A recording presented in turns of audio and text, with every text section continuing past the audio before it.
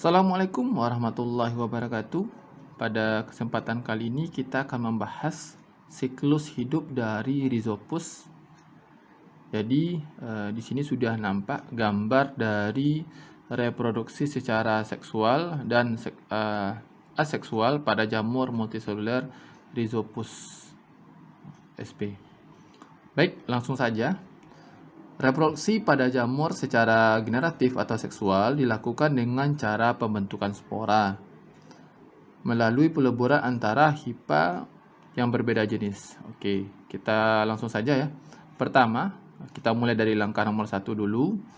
Hifa positif, ini hifa positif ya, hifa positif dan hifa negatif masing-masing berkromosom haploid atau N ya, berdekatan lalu membentuk gametangium. Oke, ini adalah berdekatan, lalu dia akan bertemu dan membentuk gametangium dengan nukleus haploid. Oke, gametangium merupakan organ yang menghasilkan gamet pada tumbuhan tingkat rendah.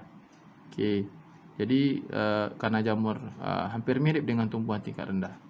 Oke, kemudian gametagenium mengalami plasmogami. Jadi di sini terjadi proses plasmogami ya, atau peleburan sitoplasma membentuk zigosporangium. Jadi terjadi peristiwa plasmogami lalu membentuk zigosporangium dikariotik atau heterokariotik. Zigosporangium muda atau heterokariotik dengan pasangan nukleus haploid yang belum bersatu.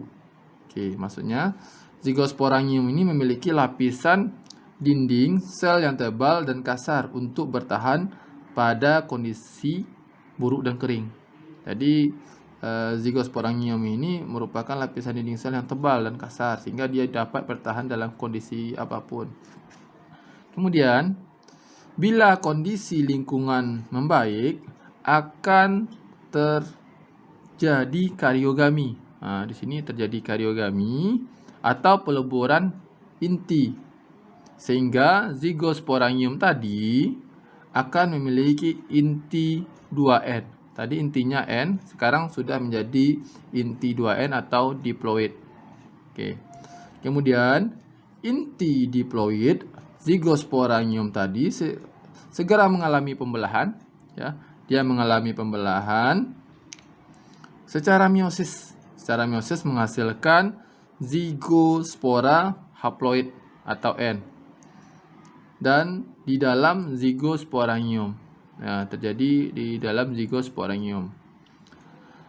Zigospora yang haploid tadi akan berkecambah, akan berkecambah, ya, akan berkecambah membentuk sporangium. Ini akan berkecambah, akan membentuk sporangium bertangkai pendek dengan kromosom N. Jadi sini N.